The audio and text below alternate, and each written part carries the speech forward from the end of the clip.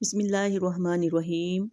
حضرت انس رضی اللہ تعالیٰ عنہ بیان کرتے ہیں، رسول اللہ صلی اللہ علیہ وآلہ وسلم نے پھلوں کی بیع سے منع فرمایا حتیٰ کہ ظہور ہو جائیں۔ عرض کیا گیا، ظہور سے کیا مراد ہے؟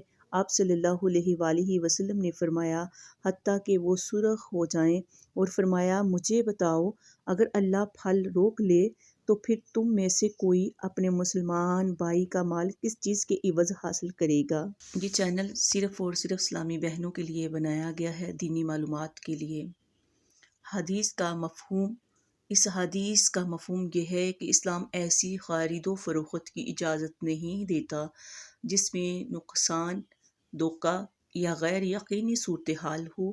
کچا پھل بیچنے میں یہ خطرہ ہوتا ہے کہ وہ پک ہی نہ سکے، خراب ہو جائے، خریدار کو نقصان ہو۔ اسی لیے نبی صلی اللہ علیہ وآلہ وسلم نے فرمایا کہ جب تک پھل واضح طور پر پک نہ جائیں، ان کی بیع جائز نہیں، کیونکہ مسلمان بھائی کا مال ناحق لینا حرام ہے۔ آخر میں چھوٹی سی ریکویسٹ ہے، چینل کو لائک کریں، سبسکرائب کریں۔ جزاک اللہ خیر۔